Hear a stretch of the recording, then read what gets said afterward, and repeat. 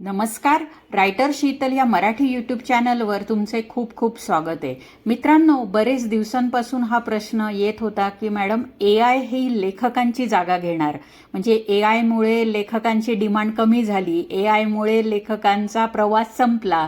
So लेखकांना पुढे कोणीही विचारणार नाही, कारण AI काय करतं, 1 सेकंदात कविता लिहून देतं, लेख लिहून देतं, कथा लिहून देतं, पटकथा लिहून देतं, सगळंच लिहून देतं. आता आमच्या लेखकांचं काम काय? तर थांबा, हा व्हिडिओ पूर्ण बघा आणि तुमच्या प्रश्नांची उत्तरं तुम्हाला नक्कीच मिळतील.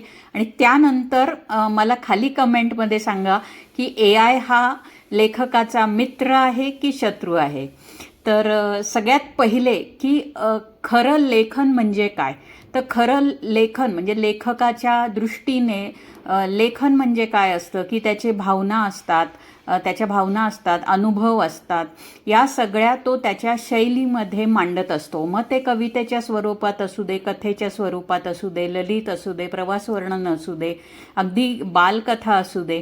ओके, त्याच्या भावना त्याच्यामध्ये गुंतलेल्या असतात, त्यामुळे ते एक लेखन प्रभावी ठरतं. तर AI काय करतं? AI मध्ये डेटा दिलेला असतो, म्हणजे तुम्ही पाहिलं असेल, तुम्ही जो प्रॉम्प्ट देता त्याचंच उत्तर AI देतो. तर तो स्वतः विचार करून असं खास उत्तर देत नाही. त्याच्यात जो मजकूर असतो तो तसंच्या तसं तुम्हाला देतो. म्हणजे समजा तुम्ही एक प्रश्न विचारला तर तुम्ही 10 वेळा जरी तो प्रश्न विचारला तरी त्याचं उत्तर तो सेमच देणार. पण लेखक असं होतं का? लेखकाला समजा आपण एक उदाहरण दिलं की चला पावसावर चारोळी लिही. ओके, 10 लेखकांना दिलं तर सगळे 10 लेखक ही चारोळी सेम टू सेम लिहितील का? नाही, कारण प्रत्येकाचे अनुभव किंवा प्रत्येकाची शैली आणि प्रत्येकजण लिहिण्याची जी त्यांना जे उत्स्फूर्तपणे सुचेल त्या बदलणार गोष्टी. त्यामुळे मूळ लेखकाचं लेखन हे कधीही मरणार नाही, हे लक्षात ठेवा. ओके, आवडल्यास लाईक जरूर करा. दुसरी गोष्ट, AI लेखकाची जागा घेणार नाही, पण AIचा योग्य प्रकारे उपयोग करणारे लेखकच भविष्यामध्ये अधिक सक्षम ठरतील. ओके, म्हणजे आता सध्या मी ईबुकचे भरपूर पब्लिश करत आहे, तर बरेच लेखक मला विचारतात, मॅडम मी ही कथा लिहिताना जरा AIचा उपयोग केला बरं का, तर चालेल ना? तर ॲमेझॉनवर अशी सोय आहे की जर तुम्ही तुमच्या लेखनामध्ये AIचा उपयोग केला असेल तर तो तिथे अपलोड करताना आपल्याला नमूद करावा लागतो. ओके, त्यामुळे काहीही प्रॉब्लेम होत नाही. म्हणजे ॲमेझॉन KDPवर AIच्या मदतीने जर एखाद्याने पुस्तक लिहिलं असेल तर काहीही प्रॉब्लेम येत नाही. त्यामुळे आपण ते इनपुट्स देऊ शकतो. So this is Amazon is AI friendly, तसा काही प्रॉब्लेम येत नाही. पण जर तुम्ही ब्लॉगिंग करत असाल तर ब्लॉगिंगमध्ये AIनी लिहिलेलं कंटेंट हे पकडलं जातं आणि मग मॉनिटायझेशनचे प्रॉब्लेम येतात. पण ॲमेझॉन KDPवर ते तसे येत नाहीत, सध्या तरी नाहीत. सो असे नवनवीन प्लॅटफॉर्म्स आहेत जिथे AI हे हेल्पफुल ठरतं. याच्यानंतर मी सांगणार आहे की AIचे लेखकाला फायदे काय. पहिलं म्हणजे नवीन कल्पना मिळतात. ओके, एखाद्या लेखकाला कथेचा विषय सुचत नसेल तर AI आपल्याला भरपूर विषय देतो. म्हणजे ऑलरेडी मी एक व्हिडिओ केला आहे की AIचा वापर करून कथा कशी लिहावी.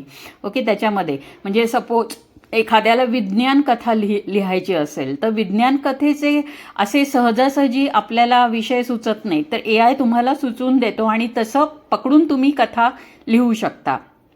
सो असा एक फायदा आहे. दुसरा सगळ्यात मोठा फायदा हा मला वाटतो की रायटर्स ब्लॉक दूर करतो. म्हणजे कधी कधी वाटतं ना की अरे काय लिहू नये, काहीच करू नये, आता माझं काही सुचतच नाही आहे, कंटाळा आला आहे, वेळच मिळत नाही आहे. सो हे जे बहाणे आहेत ते AIमुळे थोडे कमी होतात, कारण AI आपल्याला सुचवायला मदत करतो. म्हणजे आपण कथा लिहिताना समजा त्याच्यातली नायिका कुठल्या तरी अडचणीत आहे, तर त्या अडचणीतून तिला कशी सोडवावी याची मला 4 सोल्युशन किंवा 4 उपाय सांग, तर AI तुला 4 उपाय सांगेल, त्याच्यापैकी एक पकडून तुम्ही पुढे लिहू शकता. ओके, सो असं रेफर करायला AIचा खूप उपयोग होतो. त्याच्यानंतर तिसरा उपयोग आहे जो खूपच चांगला आहे की तुम्हाला व्याकरणाचे प्रॉब्लेम्स किंवा प्रूफ रिडिंग म्हणतो किंवा भाषाशुद्धी जी म्हणतो ती दूर करायला AIचा उपयोग होतो. म्हणजे व्याकरण, शब्दरचना, वाक्यरचना AIमुळे सुधारतं, खूप चांगली सुधारते. म्हणजे सपोज म्हणजे एखाद्याने लिहिलं की तो रागात आहे, ओके, रिपीटेडली कधी कधी मोठी कथा असेल, कादंबरी असेल तर तो रागात आहे किंवा तो रागात होता, हे रिपीटेडली होतं एकच वाक्य, रागात रागात. सो AI तुम्हाला ऑप्शन देतं की तो संतापाने थरथरत होता. सो रागात लिहिण्यापेक्षा तो संतापाने थरथरत होता असं लिहिलं तर ते जास्त प्रभावी वाटतं. सो अशा पद्धतीने AIचा आपण उपयोग करू शकतो. चौथी सगळ्यात उपयोगी गोष्ट म्हणजे कंटेंट रायटिंगच्या स्टुडंट्सला पण मी सांगते, पूर्वी म्हणजे असं होतं की गुगलवर रिसर्च करा, पण आता गरज नाही, AIवर पण तुम्ही रिसर्च करू शकता. तर रिसर्च म्हणजे संशोधन तुमचं खूप फास्ट होतं. AIमध्ये पटापट आन्सर सापडतात. एखाद्या विषयांशी संबंधित जर लेख लिहायचा असेल तर AI आपल्याला रिसर्च करून ती माहिती एकत्रितपणे एकाच ठिकाणी आणून देतो. सो हा एक खूप मोठा फायदा आहे. अर्थात ती माहिती बरोबर आहे की नाही हे तुम्हाला पुन्हा एकदा व्हॅलिड आहे की नाही हे बघायचं असतं गुगलवर जाऊन, ओके. त्याच्यानंतर आणखीन एक मोठा बदल, अनेक भाषांमध्ये AI आपल्या गोष्टी ट्रान्सलेट करू शकतो, ओके. आता हे ट्रान्सलेशन आहे, हे मशीन ट्रान्सलेशनच आहे, पण एखादा शब्द आपल्याला ट्रान्सलेट करायचा असेल तर AIचा उपयोग खूप होतो. म्हणजे मराठी लेखाचे तुम्ही हिंदीत रूपांतर करू शकता, इंग्रजीत रूपांतर करू शकता. जर तुमची मराठी कथा असेल, म्हणजे एखाद्याने मराठीचं ईबुक लिहिलं आहे, त्याला ते हिंदीत पण पब्लिश करायचं असेल तर AIचा उपयोग खूप होतो. एकदा ते पूर्ण ट्रान्सलेट झाल्यावर तुम्ही स्वतः प्रूफ रिडिंग करून घेऊ शकता किंवा प्रूफ रीडर कोणी असतील त्यांच्याकडे ती सर्व्हिस देऊन त्यांच्याकडूनही तुम्ही प्रूफ रिडिंग करून घेऊ शकता. सो ट्रान्सलेशन तुम्ही करू शकता आणि त्याच्यानंतर त्याचं प्रूफ रिडिंग वगैरे एकतर AIच्या मदतीने करा किंवा आणखीन कोणालाही तुम्ही देऊन करून घेऊ शकता. सो हा एक फायदा AIचा होतो. त्याच्यानंतर एक आउटलाईन चांगली तयार होते. म्हणजे सपोज मी आता लेखाला कंटेंट रायटिंगच्या वर्कशॉपमध्ये माहिती आहे मी अनेक विषय देत असते लिहायला, तर त्याच्यानंतर त्या लेखाची आउटलाईन, मांडणी कशी करायची हे AI खूप चांगल्या पद्धतीने सांगतो. म्हणजे मी उदाहरणासकट वर्कशॉपमध्ये पण सांगितलेलं आहे की कसं लेख लिहावा, तर AIच्या मदतीने पण आपण तो पुढे करू शकतो. सो असा फायदा हा AIचा होतो. आता तुम्ही म्हणाल की मॅडम तुम्ही सगळं चांगलंच सांगताय, तर AIचा काही धोकाच नाही आहे का?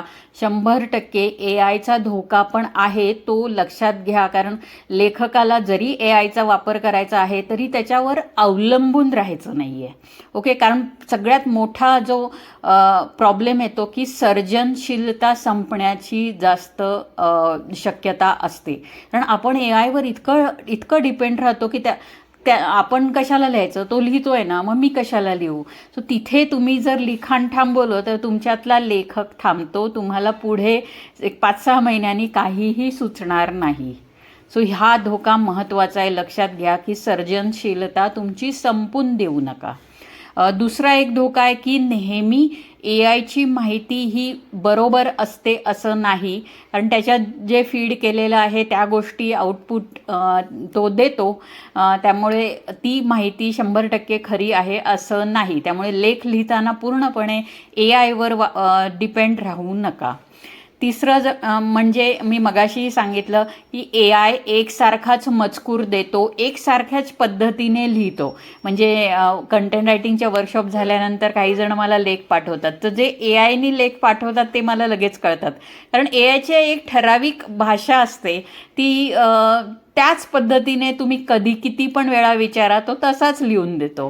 पण ज्या वेळेला लेखक स्वतः लिहितो त्यावेळेला त्याची लेखनशैली वेगळी असते, ती आपल्याला समजून जाते. त्यामुळे ते पण महत्त्वाचं आहे की तुम्हाला स्वतःची शैली जर डेव्हलप करायची असेल तर तुम्ही स्वतःच लिहिलं पाहिजे. AI तुम्ही रेफरन्ससाठी वापरू शकता, पण लिहिणं हे तुमच्याकडूनच झालं पाहिजे. त्याच्यानंतर आणखीन एक धोका ए आयचा आहे, म्हणजे कॉपीराईटचा प्रॉब्लेम येतो. ए आयचा कंटेंट जसाच्या तसा वापरला तर ऑफकोर्स पुढे जाऊन कॉपीराईटचे इश्यूज हे येऊ शकतात, म्हणजे ब्लॉगिंगमध्ये येऊ शकतात, मेनली जे येतात यूट्यूबवर येऊ शकतात. ओके, सो स्क्रिप्टमध्ये येऊ शकतात. सो अशा पद्धतीने जर तुम्ही ए आयचा कंटेंट जसाच्या तसा वापरला तर त्याचे धोके नक्कीच आहेत. पण मी सगळ्या लेखकांना आवाहन करेल की ए आयचा स्मार्ट वापर करा, ब्लाइंड वापर करू नका. ओके, सो जे विचार करणार आहे त्यांना कळलं असेल मी स्मार्ट आणि असा जस्ट ब्लाइंडली वापर न करणे म्हणजे काय. तर तुम्हाला काय वाटतं, तुमचं मत काय, मला कमेंटमध्ये जरूर कळवा. आणि असेच माहितीपर व्हिडिओसाठी आपल्या चॅनलला सबस्क्राईब करा, आपला व्हॉट्सअप चॅनलही जॉईन करा, जिथे तुम्हाला अनेक वेगवेगळ्या गोष्टींची अपडेट मिळत जाईल. आणि व्हिडिओला लाईक जरूर करा. धन्यवाद.